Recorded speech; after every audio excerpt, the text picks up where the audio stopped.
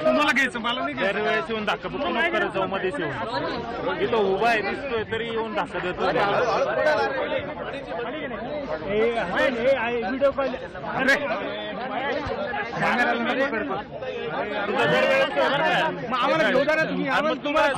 मी उभा असताना तू येऊन धक्का देतो म्हणजे दादागिरी तुझी.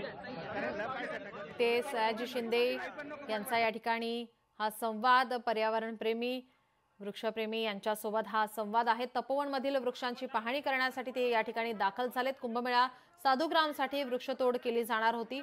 या संदर्भात ही पाहणी करण्यासाठी ते आलेत. अनेक झाडांवर प्रशासनाकडून मार्किंग सुद्धा करण्यात आलेली आहे. किती झाडं आहेत, किती झाडांवर मार्किंग केली गेलेली आहे या संपूर्ण प्रकरणाची ते माहिती जाणून घेत आहेत, पाहणी करतात आहे. अभिनेते सयाजी शिंदे आपण पाहतोय तपोवनमधील या ठिकाणी वृक्षांची पाहणी करण्यासाठी दाखल झाले. तर या ठिकाणी जे पर्यावरणप्रेमी आहेत ज्यांच्याकडून या वृक्षतोडीवर आंदोलन केलं गेलं होतं ज्यांनी, त्यांच्यासोबत ते संवाद साधतायत, संपूर्ण माहिती जाणून घेत आहेत. तपोवनातील 1800 झाडांच्या कत्तलीसाठी या ठिकाणी तीव्र आंदोलन हे केलं गेलं होतं. कुंभमेळा साधुग्रामसाठी वृक्षतोड केली जाणार होती. आता या संदर्भात अभिनेते सयाजी शिंदे हे आता या ठिकाणी पाहणी करण्यासाठी तपोवनमधील अनेक झाडांवर प्रशासनाकडून मार्किंग करण्यात आलेलं आहे. या संदर्भातील माहिती जाणून घेण्यासाठी आणि या वृक्षांची पाहणी करण्यासाठी स्वतः ते या ठिकाणी दाखल झाल्याचे आपण ही दृश्य पाहतोय. तपोवनमधील झाडांची पाहणी सयाजी शिंदे यांनी केलेली आहे. तर या ठिकाणी उपस्थित पर्यावरणप्रेमी जे याला विरोध करतात, वृक्षतोडीला विरोध करतात, जे आंदोलनकर्ते आहेत त्यांच्यासोबत संपूर्ण माहिती जाणून घेत आहेत. आणि आता आपण पाहतोय सयाजी शिंदे तपोवनमधील वृक्षांची पाहणी करतायत. अनेक झाडांवर प्रशासनाकडून मार्किंग करण्यात आलेले आहे. कुंभमेळा साधुग्रामसाठी वृक्षतोड केली जाणार आहे आणि त्याचे तीव्र पडसाद आता संपूर्ण राज्यभर उमटताना पाहायला मिळत आहेत. त्याचा विरोध केला जातोय, तीव्र संताप व्यक्त केला जातोय. आणि आता अभिनेते सयाजी शिंदे हे आता या ठिकाणी पर्यावरणप्रेमींसोबत संवाद साधतायत. पाहणी करण्यासाठी या ठिकाणी तपोवनमध्ये दाखल झाल्याची दृश्य. 1800 झाडांच्या कत्तलीला तीव्र विरोध या ठिकाणी पर्यावरणप्रेमींकडून केला गेला होता, आंदोलन केलं गेलं होतं. यानंतर आता स्वतः अभिनेते सयाजी शिंदे या ठिकाणी दाखल झालेत. आपले प्रतिनिधी महेश महाले उपस्थित आहेत फोनलाईनवरून. महेश, काय अधिकची माहिती?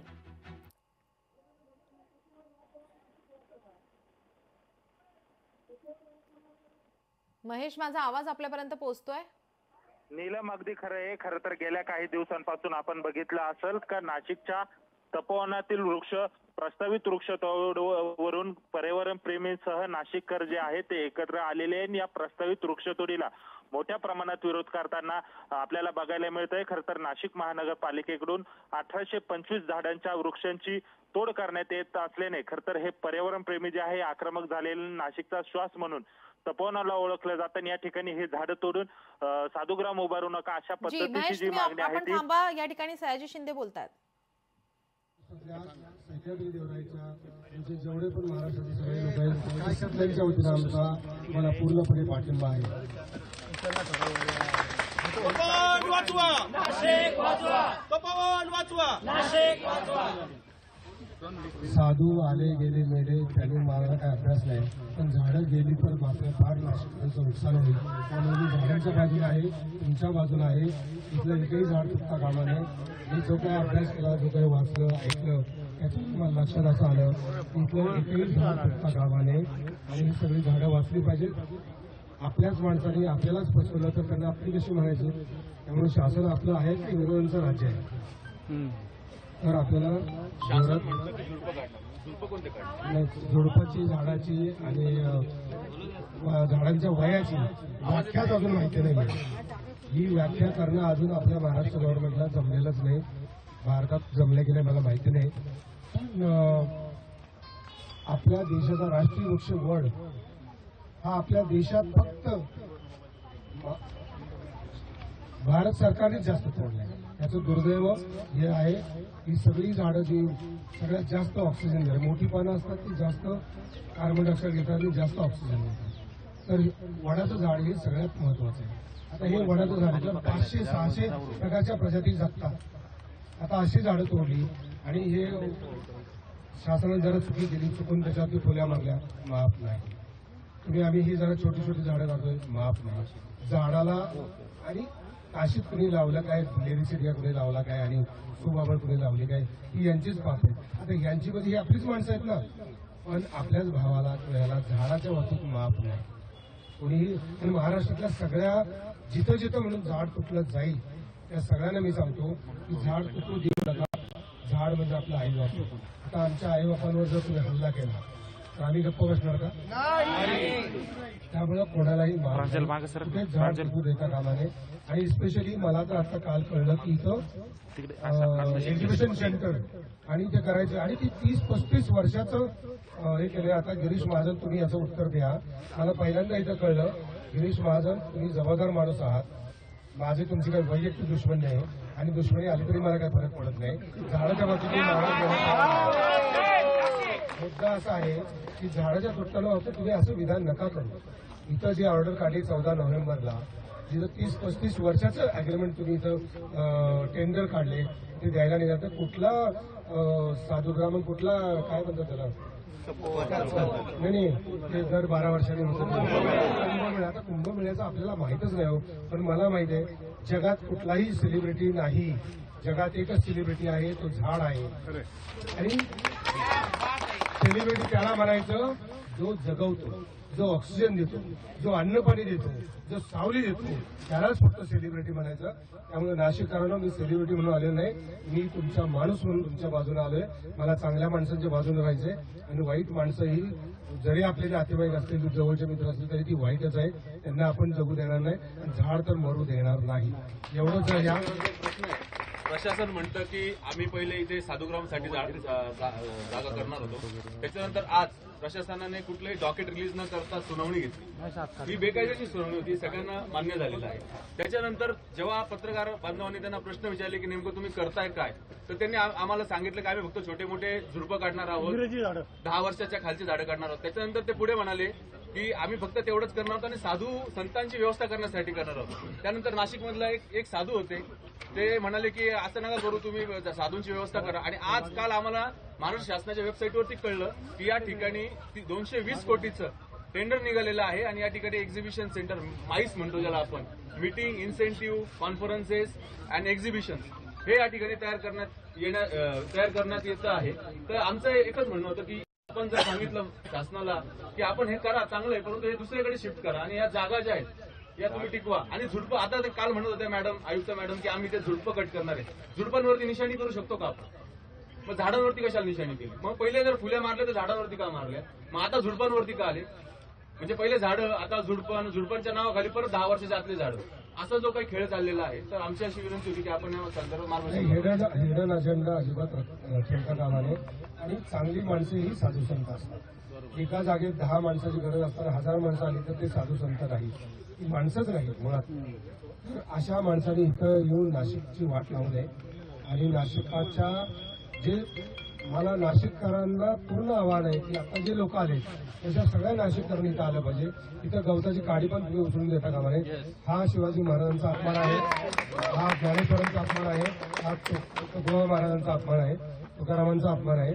तर ह्या सगळ्यांनी जे सांगितले तेवढंच आपण पुढे घेऊन जातोय. आम्हाला फसवू नका, आम्ही तसं फसणार नाही आणि तुम्हाला फसवू देणार. एवढंच नाशिककरांना माझी विनंती आहे. तुम्ही राहा. महाराष्ट्रातल्या सह्याद्री वतीनं मी सांगतो, महाराष्ट्रातल्या सगळ्या पर्यावरण प्रेमीच्या वतीने सांगतो की इथलं एकही झाड तुम्ही तुटू देऊ नका. आम्हाला कधी पण बोलवा, आम्ही रात्री बेरात्री कधी पण यायला नाही आहोत. काय प्रश्न? एक विनंती होती, स्वतः मुख्यमंत्री महोदयांशी चर्चा केली या विषयावर, त्यांच्या कानावर टाकलं तर एक बरं वाटतं. म्हणजे त्यांच्याकडनं त्यांची काय भावना शासन स्तरावरती आम्हाला नाही. आता इथं सांगितलं हे मुख्यमंत्र्यांना कळायला पाहिजे. आता मला ते 10 वेळा या म्हणतील, परत एकदा या, परत या. ट्रीटमेंटमध्येच आपली पनिशमेंट असते शासनाची किंवा कुठले यांचं काय असतं ते ट्रीटमेंट बंद झाले. हॅलो, ते आता मुद्दा आहे की असं काय आहे, आपलेच मुख्यमंत्री आहेत ना, आपलेच सगळे शासन करते आहेत ना, मग त्यांनी समजून घेतलं पाहिजे की या जनभावनेला काय माझं कशाला की नाशिककर एवढे समजले त्यांना काही किंमत आहे का नाही. आणि मी त्यांना सपोर्ट देण्यासाठी आलो.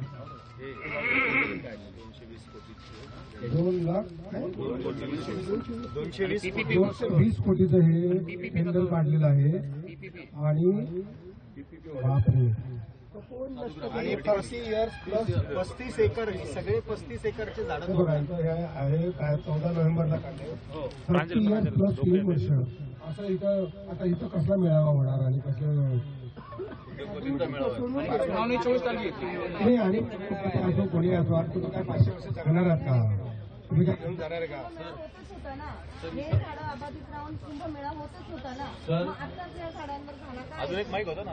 तर इथं एक्झिबिशन सेंटर वगैरे जे तुम्हाला करायचे पुढे मग मोकळे मैदान आहे ज्या ठिकाणी गव्हर्नमेंटचे ऑर्डर्स होते जुने आता पडलेले आहेत तिथं कोणी राहत नाही तर तुम्हाला त्या ठिकाणी मेरी असेल मसरूळ असेल तुमचं गांधीनगर असेल ह्या ज्या जागा आहेत ह्या तुम्ही म्हणता आता पार्किंग आणि स्वयंसेवकसाठी करणार आहे तर ह्या टेम्पररी तुमच्या 12 दिवसासाठी 12 दिवसानंतर तुम्ही काय करणार त्या ठिकाणी तर त्या ठिकाणी तुम्ही एक्झिबिशन सेंटर तुमचे जे काही तुम्ही हे करणार आहे तुम्ही त्या ठिकाणी बांधा पण तपोवन झाडं करून तुम्ही काय वन नसतं करताय आमचं आणि आमच्या सर्व नाशिककरांचीच भावना आहे नाशिककर जेवढे सगळे जेवढे नाशिककर जमले पत्रकार असेल पुढच्या सगळ्यांचीच भावना आहे की नाशिक शहराचं जे नाक आहे नाशिक शहर जे शान आहे ते तपोवन आहे आणि तपोवनामधलं वन आहे आम्ही कदापि नष्ट करणार नाही करू देणार नाही असं कोणी करणार असेल तर त्याला पहिले कुऱ्हाड आमच्या सर्व समस्त नाशिककरांच्या अंगावर चालवावं लागेल आणि तर त्याला आम्ही सबस विनंती.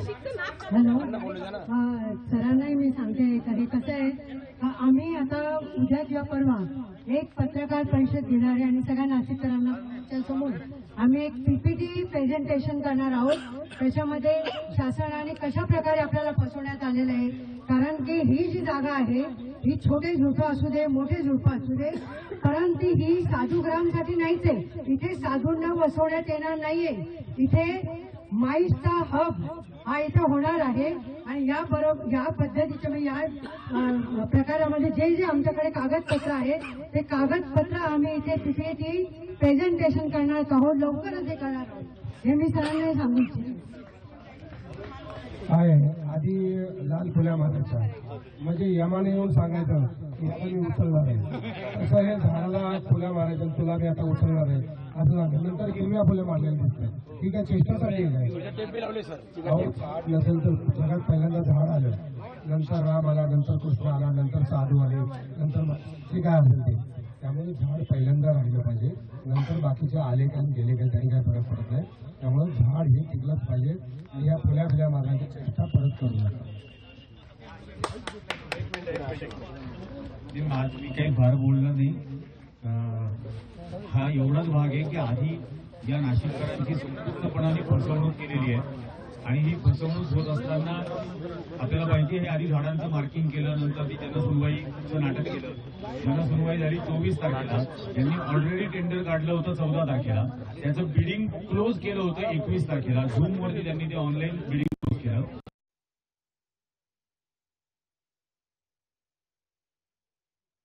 कसं फसवतंय हे प्रेझेंटेशनच्या माध्यमातून मांडणार असल्याचं पर्यावरण प्रेमींचं म्हणणं आहे तर एकही झाड तुटता कामा नये अशी भूमिका सयाजी शिंदे आत्ताचा तो सोडाच यानंतरचं 12 वर्षानंतरचा कुंभमेळा कुठे घेणार आहात तेव्हा भावना लोकांच्या धार्मिक आस्था या गोष्टींचं काय करणार आहात या सगळ्या गोष्टी आहेत त्यामुळे कोणत्याही परिस्थितीत या तपोवनाच्या मध्ये आयुक्त जर आज काल असं म्हणत असतील की आम्ही झाडं काय छोटी झुडपं तोडून आणखीन काय सांगू त्यांनी आम्ही हे टेंडर रद्द करत आहोत हे जाहीर करावं आणि त्यानंतर आपलं सरकार इथे असताना पुन्हा त्यांनी केंद्रात तो प्रयत्न केला होता पण सुदैवानं आदरणीय उद्धवजी ठाकरे